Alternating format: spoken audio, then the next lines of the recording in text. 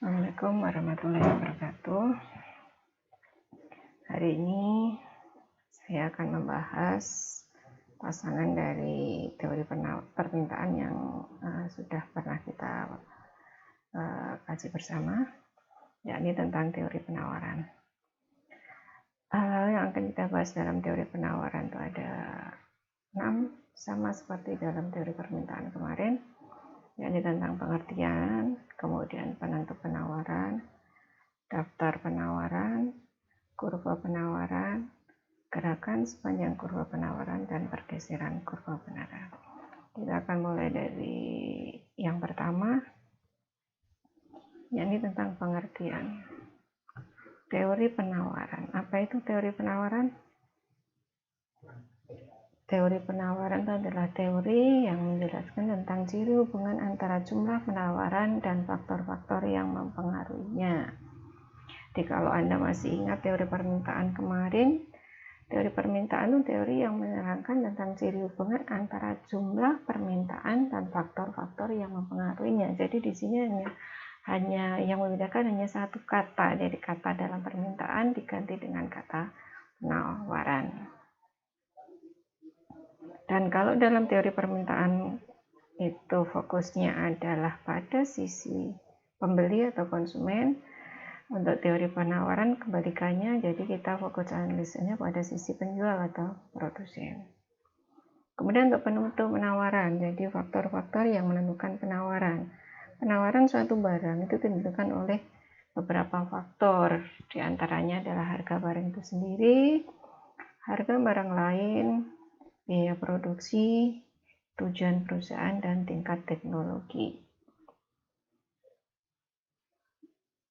Saya akan jelaskan satu persatu dari faktor-faktor yang menentukan penawaran suatu barang tersebut. Yang pertama adalah harga barang itu sendiri. Keterkaitan antara harga barang itu sendiri dan penawaran itu dalam ekonomi ada satu hukum yang namanya hukum penawaran.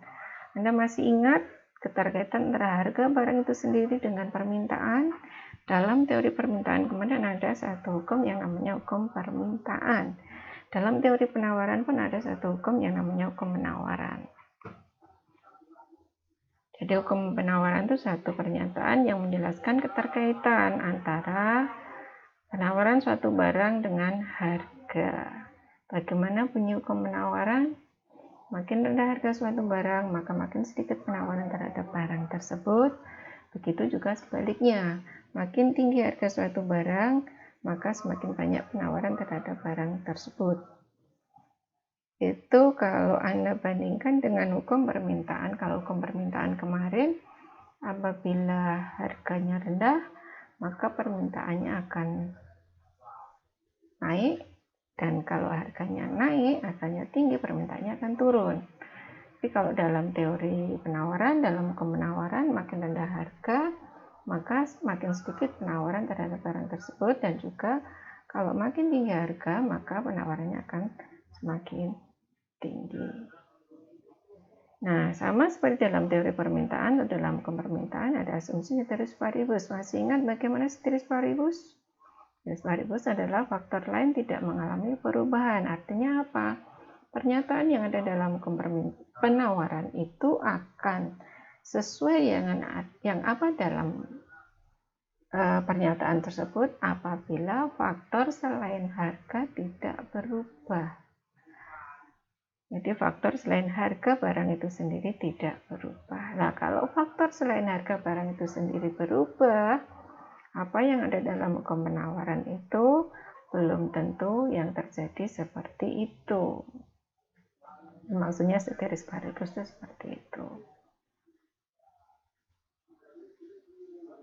Kemudian ada daftar penawaran dan kurva penawaran. Dalam teori permintaan kemarin ada daftar permintaan dan kurva permintaan. Jadi hampir sama, pengertiannya pun juga hampir sama. Jadi kata yang ada dalam teori permintaan kemarin cuma diganti dengan penawaran seperti itu. Cuman konsepnya ternyata berbeda.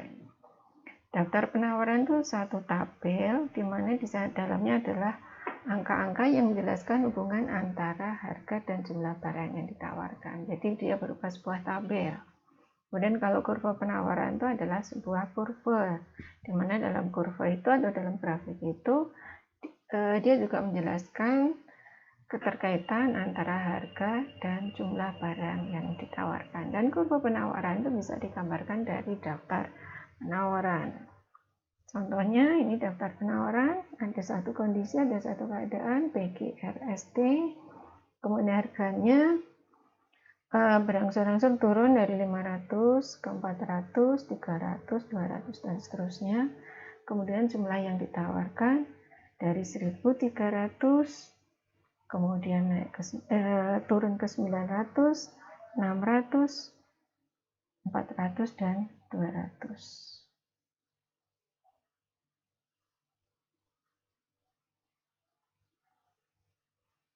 Nah, kalau kita kembali pada hukum penawaran, tadi kan dijelaskan apabila harganya turun, maka jumlah yang ditawarkan juga akan turun.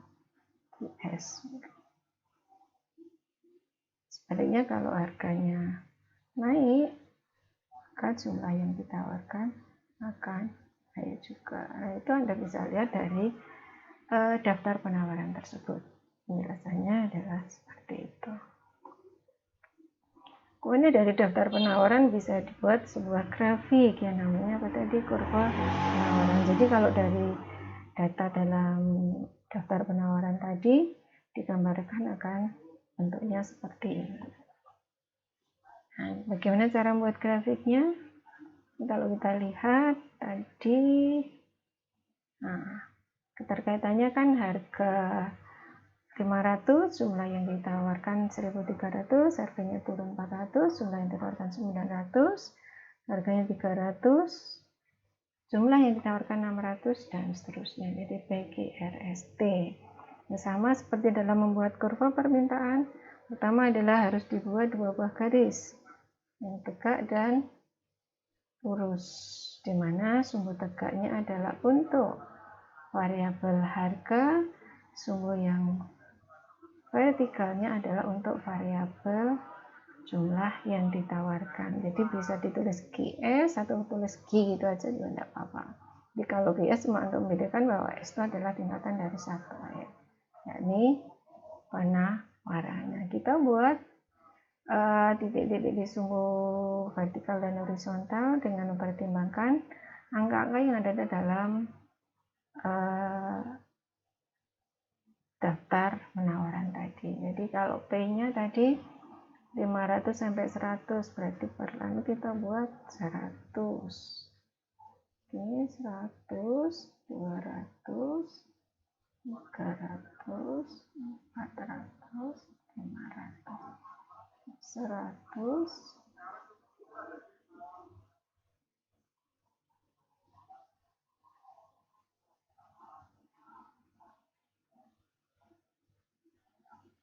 Oke, sekarang sumbu horizontalnya itu angka yang dicantumkan paling kecil 200, kemudian paling besarnya adalah 1.300.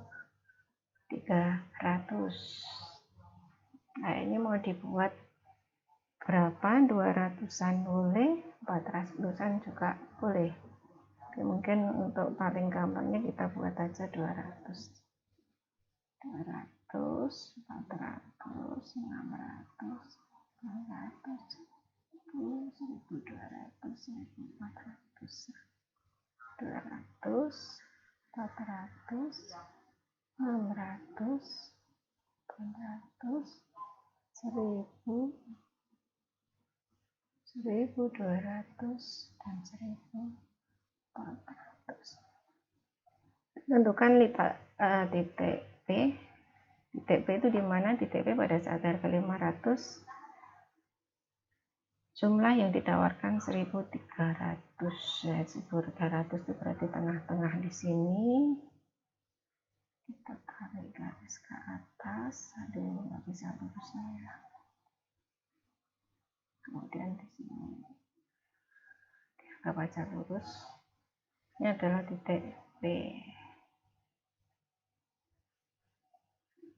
Kemudian pada saat harganya 400, 900. Ini 900 berarti di tengah-tengah ini.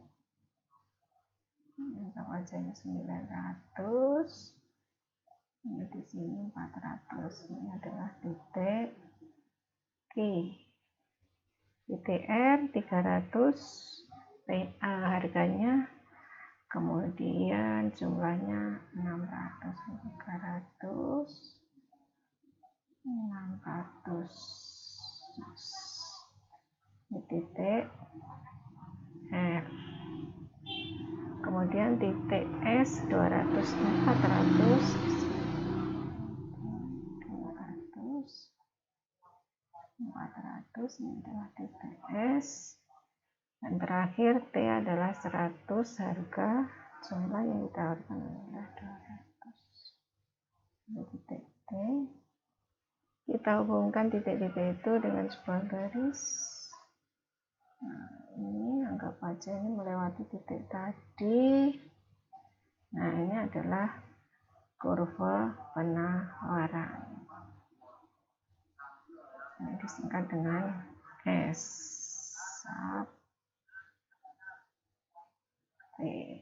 Nah, seringkali untuk kepentingan penyederhanaan, untuk analisa itu dibuat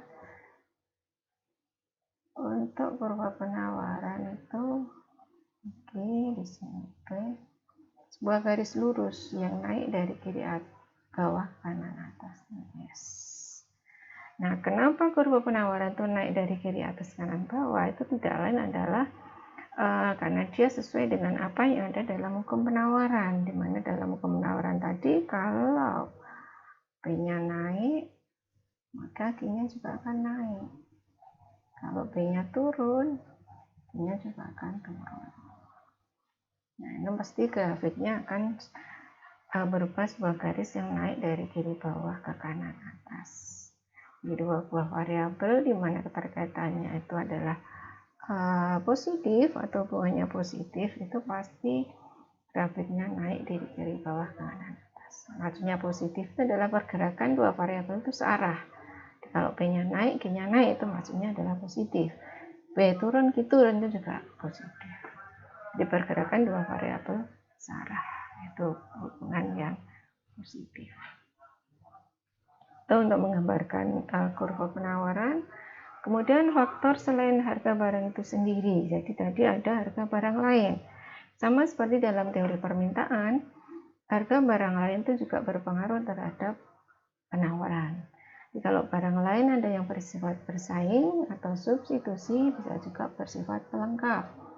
Nah, barang-barang seperti ini banyak pengaruh terhadap penawaran suatu barang. Ini tidak hanya barang yang berupa barang fisik, tapi juga termasuk juga jasa. Jadi jasa itu juga ada yang bersifat substitusi, juga ada yang bersifat pelengkap. Contoh jasa yang bersifat substitusi mungkin artinya adalah adanya ojek online dan ojek konvensional. Jelas itu adalah dua hal yang saling menggantikan, substitusi karena fungsinya sama. Jadi adanya ojek online menimbulkan pengaruh, memberikan dampak terhadap ojek konvensional. Kemudian yang kedua, faktor selain harga adalah biaya produksi.